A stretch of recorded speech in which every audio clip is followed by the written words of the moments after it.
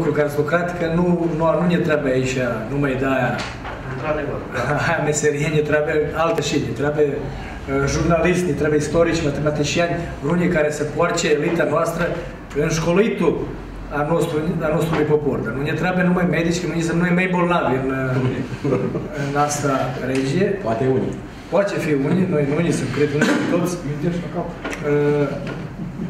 Și vă mulțumesc că ați lucrat asta și eu. Urmeți tot ce lucrați de aia parce de lucrurile și tot respectul despre dumneavoastră. Ca să-l completez pe domnul Demici, noi chiar ne gândim această asociație, deși la început chiar mă gândesc ca pe viitor, asta este una dintre marile dorințe ale mele, să facem un concurs la finalul căruia mai mulți tineri să câștige câteva burse, 2, 3 sau 4 în România, dar exact ce spunea el în domeniul media, preoți, de exemplu, preoții cu seminar, facultate, învățători și așa mai departe. Și, nu știu, cred că va dura foarte mult, dar o să încercăm să facem acest concurs. Bine, atunci să trecem și la alte teme, care sunt foarte interesante de aici.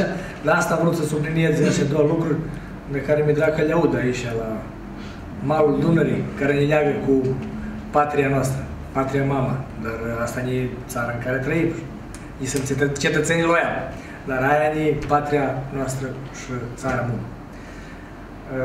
Vreau să zic despre alianța care a început-o Jiva, despre duvidul lui și organizația lui, care și eu am participat când e fondată, când e făcută. Și atunci am venit să-l sprijin și susțin tot ce a lucrat de aia dată.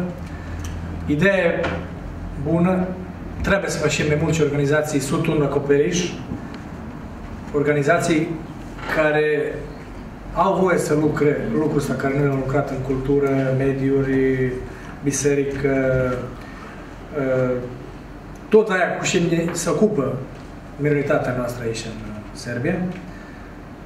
Cred că e bun, nu știu cum o să meargă lucrul ăla, până acum văd că iasă vreo 4-5 asociații care au dorință să intre și din alea, ce am auzit acum, este din România, și eu din Voivodina, Comunitatea Românilor din Serbia, care e o organizație puternică, care are voie să lucre cu noi și eu singur, dar și ca reprezentantul al PDRS-ului, susțin aia idee și cred că o să lucrăm la aia să se facă. NGO sectorul de organizații neguvernamentale